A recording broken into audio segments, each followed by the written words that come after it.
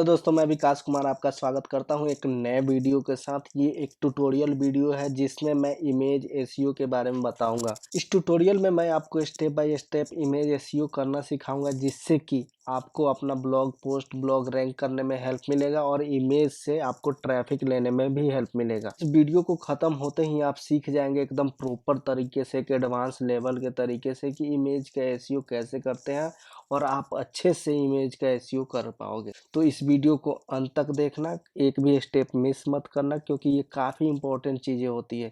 यही सब प्रैक्टिकल चीज़ें होती हैं जो कि आपको सीखना होता है, जो कि आपके स्किल को इम्प्रूव करेगा, जिससे आपको खुद कॉन्फिडेंस आएगा कि हाँ, मैं एसईओ को सही तरीके से सही पैटर्न में सीख रहा हूँ। तो चलिए इस अमेजिंग वीडियो को शुरू करते हैं। अगर मेरे चैनल पर आप नए हैं तो प्लीज़ सब्सक्राइब कीजिए और इस वीडियो को लाइक कीजिए। तो इमेज एसईओ क्यों ज़रूरी है, उसके पहले थोड़ा सा ओवरव्यू में जान लेते हैं कि इमेज एसईओ होता क्या है।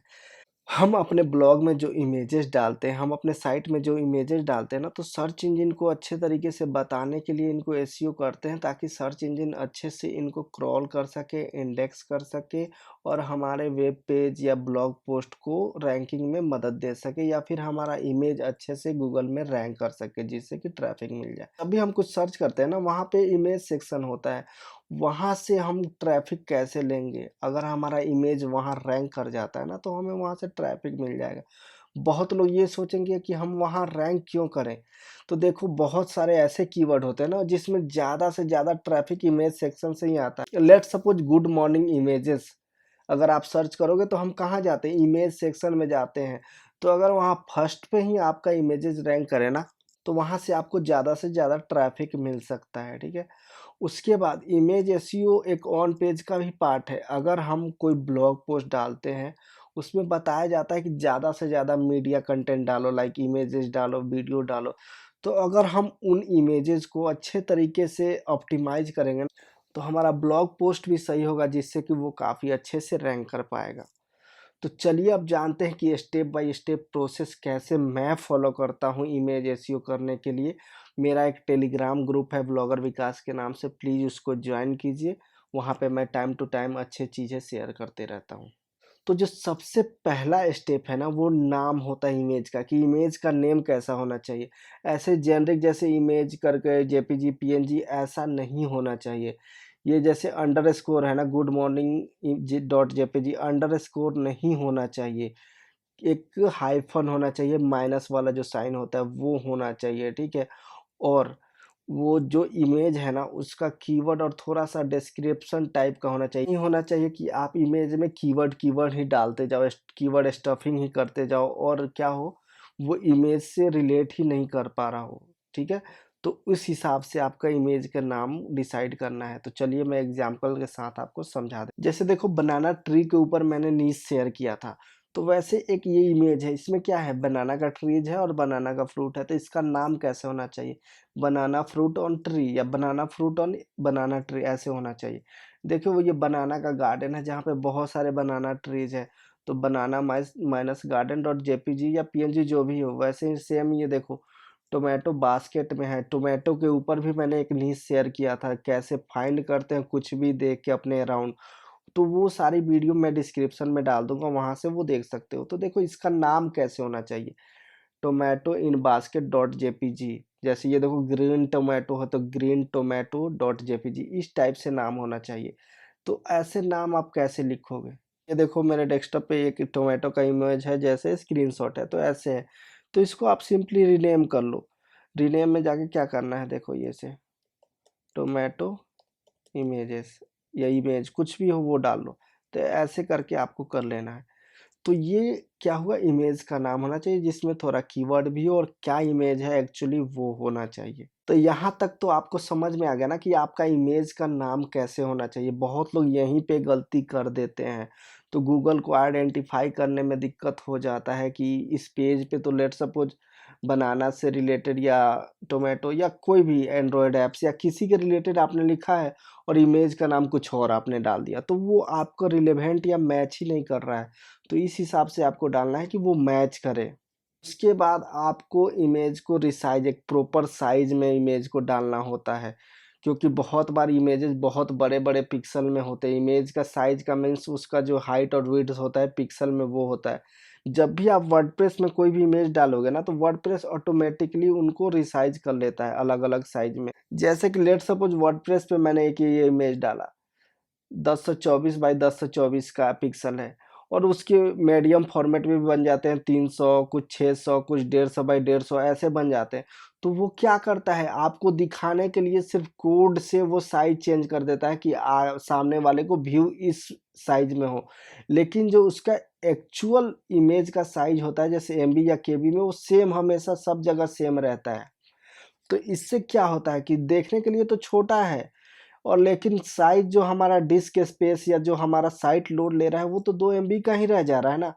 तो इसलिए जैसा जहाँ रिक्वायरमेंट हो, कहीं अगर मेरे को छोटा इमेज का रिक्वायरमेंट है ना, तो मैं पहले ऑटोमेटिक खुद उसको रिसाइज़ करके छोटा करके तब अपलोड करूँगा अपने ब्लॉग पे, ठीक है?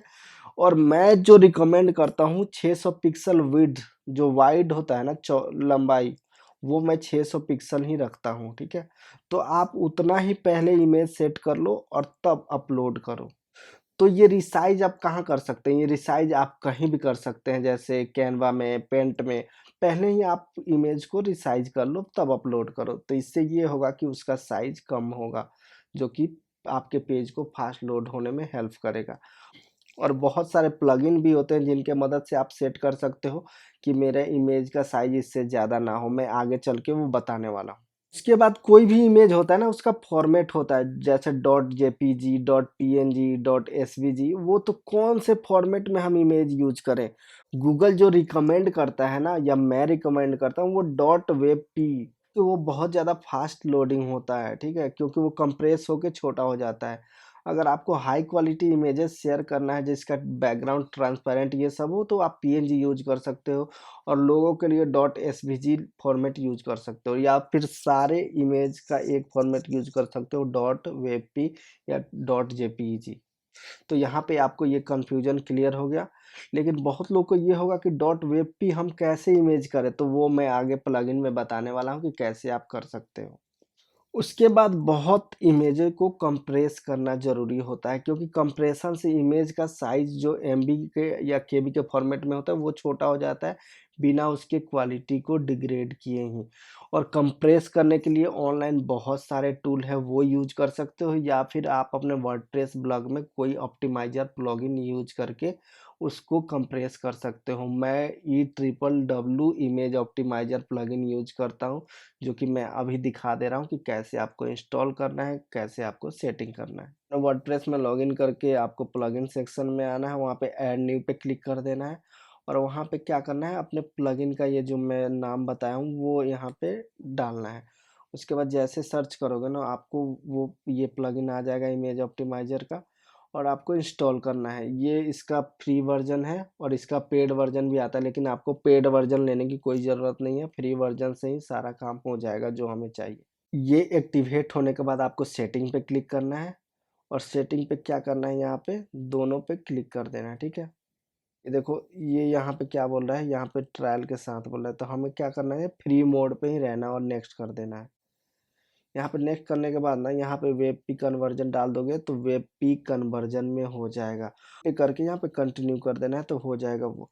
उसके बाद ये देखो जी लोड को भी इनेबल कर देना है और अपना मैक्स विड्थ और मैक्स हाइट ये सेलेक्ट कर लेना है। तो मैं यहाँ पे 600 डालता हूँ और ठीक है और यहाँ मैं 600 और यहाँ मैं ऐसे ही छोड़ देता हूँ, ठीक है? उसके बाद मैं सेव सेटिंग कर लेता हूँ फिर डन कर देता हूँ। तो यहाँ से देखो क्या तो यहाँ से देखो ये तो रिसाइज़ मैंने कर लिया कि मेरा हमेशा जो साइज़ हो इतना ही मैक्सिमम हो, इससे ज़्यादा नहीं हो। उसके बाद मेरा वो कंप्रेशन वाला एक्टिवेट हो गया। जब भी मैं कोई यहाँ इमेज अपलोड करूँगा तो वो ऑटोमेटिकली कंप्रेस हो जाएगा। अगर ऑलरेडी आपने अपने साइट पे बहुत सारा इमेज डाल दिया है तो आप उसको ऑप्टिमाइज़ करने के लिए बल्क ऑप्टिमाइज़र का यूज़ कर सकते हैं और स्कैन करके आपके अपने पुराने इमेज को ऑप्टिमाइज़ कर सकते हैं, ठीक है? तो ये ऐसे होता है। तो ये कंप्रेस इमेज वाला और ये इमेज ऑप्टिमाइज़र प्लगइन इंस्टॉल करना तो आपने सीख लिया। अब अगला क्या है? अगला अल्ट टेक्स्ट है। तो अल्ट टेक्स्ट क्या होता है? कोई भी इमेज अपलोड करते हैं ना तो उसका अल्टरनेटिव एक टेक्स्ट होता है जिससे कि बिना इमेज देखे हमें समझ में आ जाए कि इमेज किस चीज़ का है और ये इमेज में एक्चुअली हम कहना क्या चाह रहे हैं या हम बताना क्या चाह रहे हैं। तो जब भी वो इमेज लोड नहीं होगा ना, तो वो अल्ट टेक्स्ट पहले लोड होगा, जिससे सामने वाले को पता चल जाएगा कि ये इमेज किस चीज़ का था।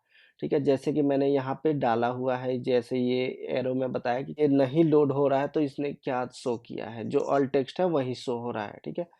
तो इसमें बहुत लोग गलती क्या करते हैं कि सिर्फ़ कीवर्ड कीवर्ड ही डाल देते हैं, जो कि गूगल आपके ब्लॉग पोस्ट को पूरा स्पैम में कंसीडर कर लेगा, जिससे कि रैंकिंग में बहुत दिक्कत होने लगेगी। और जो अल्ट टेक्स्ट लिखना है ना, जो इमेज में एक्चुअली शो कर रहा है ना, उसको डिस्क्रिप्टिव फॉर्मेट में लिखना है कि आखिर एक्चुअली में इमेज में आप क्या दिखा रहे हैं। तो जैसे एग्जांपल के तौर पे देखो, ये इमेज में क्या दिखा रहे हैं, रेड टोमेटोज़ है। इसमें हम ये भी दिखा सकते हैं red tomatoes and with leaves, मतलब पत्तों के साथ भी है। जैसे ये देखो बनाना ट्री विथ बनाना फ्रूट, तो ऑल टेक्स्ट ऐसे होना चाहिए। अब ये देखो बास्केट में 3 रेड टोमेटोज़ है, तो आप लिखो 3 रेड टोमेटोज़ इन बास्केट। तो ऐसे ये होगा कि गूगल का जो रोबोट होगा ना, उसको समझने में भी आसानी होगी, और जब भी इमेज लोड नहीं होगा तो यूज़र को भी समझने में आसानी होगी कि यहाँ क्या है, और इससे ये होगा कि आपका ऑन पेज काफ़ी बूस्ट होगा और रैंकिंग में इवेंचुअली आपको हेल्प मिलेगी। बाद होता है कैप्शन। इसको बहुत बार आपको मन करे तो स्किप भी कर सकते हो, लेकिन बहुत बार ज़रूरत पड़ जाता है, तो आपको जब ज़रूरी पड़े इसको यूज़ कर सकते हो। जैसे कि मैंने यहाँ इमेज डाला है, तो बहुत बार नीचे इमेज सोर्स डालना पड़ता है ताकि हमें कॉपीराइट नहीं आए। तो ये कैप्शन में आप लिख सकते हो। तो कैप्शन में क्या-क्या लिख सकते हैं? कुछ इम्पोर्टेंट नोट्स हो इमेज के बारे में कि इसमें हम कुछ बता रहे हैं। लाइक बहुत जगह आप सरकारी डाटा देखोगे ना, तो नीचे बताया रहता है कि ये 2020 का डाटा है या कुछ है। तो उस टाइप की चीज़ें आप कैप्शन में लिख सकते हो, कुछ इम्पोर्टेंट पॉइंट्स लिख सकते हो, इमेज सोर्स लिख सकते हो। तो आखिर इन सब चीज़ों को कैसे करना है, तो चलिए वो जान लेते हैं। तो आगे मैं स्टेप में इमेज अपलोड करके अल्ट टेक्स्ट लिखना और कैप्शन लिखना सिखाऊँगा। लेट्स सपोज़ ये मेरा एक पोस्ट है, ये डमी पोस्ट है, आपको पोस्ट के टाइटल या इस चीज़ों पे कुछ नहीं जाना है, मैं बस समझा रहा हूँ कि क्या मैं डाल रहा हूँ। ठीक है? तो यहाँ पे मान लो मुझे अब देखो, इमेज जहाँ ज़रूरत होता है वहीं डाला जाता है, जहाँ ज़रूरत नहीं होता है वहाँ इमेज नहीं डालते। पे आके आपको क्या करना है, यहाँ सर्च कर लेना है इमेज, ठीक है? ये इमेज हो गया। क्लिक करने के बाद मैं डेस्कटॉप पे जाऊँगा, तो जो मैंने नाम यहाँ सेव किया था ना टोमेटो इमेजेस करके, उस पे यहाँ पे क्लिक कर दूँगा, ठीक है? और ओपन इसको कर लूँगा। तो यहाँ पे ये अपलोड हो रहा है, ठीक है? थोड़ी देर में ये अपलोड हो जाएगा। अब देखो वहाँ पे हम लोगों ने प्लगइन में क्या साइज़ सेट किया था कि मैक्सिमम विड्थ कितना हो, 600 हो, ठीक है? तो ये ऑटोमेटिक उतना ही मैक्स पे जाएगा, ठीक है? और इसको हम यहाँ पे देखो अलाइन सेंटर कर लेते हैं। अब इसको देखो अल्ट टेक्स्ट, यहाँ जैसे इस पे क्लिक करोगे ना, साइड में यहाँ पे पोस्ट पे नहीं क्लिक करना है, ये ब्लॉक खोलना है, तो यहाँ पे अल्ट टेक्स्ट आ जाएगा। तो यहाँ पे हमें क्या लिखना है, रेड टोमेटोज़, ऐसे लिख देना है, ठीक है? तो ये हो गया हमारा क्या, अल्टरनेटिव टेक्स्ट। तो ऐसे ही आपको लिखना है। अगर कैप्शन ऐड करना है तो देखो यहाँ नीचे लिखा है ऐड कैप्शन, तो यहाँ सोर्स में डाल सकते हो, ठीक है? तो ऐसे आपको डालना है। तो ये इमेज जो हमने डाला है ना, ऑटोमेटिक क्या हुआ है, रिसाइज हो गया है, और ये क्या हो गया, ऑटोमेटिक कंप्रेस हो गया है, क्योंकि हमने image optimisation E triple W करके जो प्लगइन था वो इंस्टॉल कर रखा है। तो सबसे पहले आपको वो प्लगइन इंस्टॉल कर लेना है, जिससे काफ़ी आपको हेल्प मिलेगी। इसको अपडेट कर लेना है। अपडेट करने के बाद आप ये ब्लॉग पोस्ट देख सकते हो कि कैसे ये दिख रहा है, ठीक है? तो ऐसे ये दिखेगा। उसके बाद जो 7वां पॉइंट है ना, वो आपके इमेजेस को साइट मैप में ऐड करना है। इससे ये होगा ना कि गूगल ऑटोमेटिक जल्दी से जल्दी इमेजेस को क्रॉल करके इंडेक्स करेगा, जिससे कि आपको रैंकिंग में और ट्रैफिक में हेल्प मिलेगा। तो आप इसको कैसे कर सकते हैं, आप अपने एसईओ प्लगइन्स में इसमें सेटिंग में जाके इनेबल कर देंगे कि इमेजेस को साइट मैप में ऐड करना, तो वो ऑटोमेटिकली हो जाएगा, इसमें ज़्यादा दिमाग लगाने की ज़रूरत नहीं है। तो इसको कैसे करना है वो मैं बता देता हूँ। यहाँ पे डैशबोर्ड में जाना है, ठीक है? उसके बाद आपको रैंक मेथड में जैसे मेरे पास है, तो उसमें जाके साइट मैप सेटिंग में जा देना है, और वहाँ जाके देखो इमेजेस इन साइट मैप करके है, उसको इनेबल कर देना है। तो ऑटोमेटिकली ये इमेज साइटमैप में चला जाएगा। सेम सेटिंग आपको योस्ट में भी मिल जाएगा, जिसको आप इनेबल कर सकते हैं। इनेबल लेजी लोडिंग, इससे ये होता है ना कि वेब पेज के साथ पूरा इमेज एक बार में ही लोड नहीं हो जाता है। जैसे जैसे आप स्क्रॉल करते जाओगे ना वेब पेज, जब ज़रूरत होगा तभी इमेज लोड होगा। इससे ये होगा कि आपका पेज बहुत फास्ट लोड होगा और गूगल के पेज का जो स्पीड होता है ना वो काफ़ी ज़्यादा रहेगा, जिससे ये होगा कि आपकी रैंकिंग होगी। तो ये भी आप वो इमेज ऑप्टिमाइज़ेशन वाले प्लगइन में कर सकते हैं, जो हमने किया था इंस्टॉल करने के साथ ही साथ वो हम लोगों ने कर लिया था। आप करना है प्लगइन में जाना है, सेटिंग में जाके यहाँ पे देखोगे तो ऑलरेडी ये इनेबल होगा यहाँ। यहाँ सेटिंग में जाओगे ना तो लेजी लोड है, इसको सिंपली क्या कर देना है, टिक मार्क कर देना है, जिससे कि ये ऑटोमेटिक इनेबल हो जाएगा। तो वर्डप्रेस का यही फ़ायदा है कि आपको ज़्यादा दिमाग नहीं लगाना है। तो उम्मीद करता हूँ कि यहाँ तक आपको पॉइंट समझ में आ रहा होगा। तो बेसिकली यही 9 पॉइंट्स है जो कि मैं करता हूँ। बाकी जो 10वां एडवांस पॉइंट है जो कि मैं कंसीडर नहीं करता हूँ, बट आपको एक नॉलेज के लिए बता देता हूँ कि आखिर इमेज में और क्या-क्या होता है। कंटेंट डिलीवरी नेटवर्क सेटअप कर सकते हो, जिससे कि आपका साइट और फास्ट लोड हो सकता है, लेकिन ये एक ब्लॉग के लिए ये ज़रूरी नहीं है। अगर आपके ब्लॉग में बहुत सारे इमेजेस हैं ना, तब आप ये सेटिंग कर सकते हो। क्लाउडफ्लेयर या बहुत सारे सीडीएन नेटवर्क होते हैं।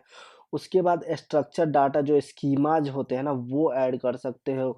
अगर आपका ब्लॉग रेसिपी, वीडियो रिलेटेड है या प्रोडक्ट रिलेटेड है, तो ऐसे आप सेटिंग कर सकते हो, लेकिन इसकी कोई ज़रूरत नहीं है। एडवांस चीज़ें हैं, बहुत हायर लेवल पे ये सब चीज़ें की जाती हैं। बस नॉलेज के लिए मैंने आपको शेयर कर दिया, ताकि आपको पता रहे कि इमेज एसईओ में क्या-क्या होता है। उम्मीद करता हूँ कि आज का वीडियो काफ़ी हेल्पफुल रहा होगा, आपको बहुत चीज़ें सीखने को मिला होगा।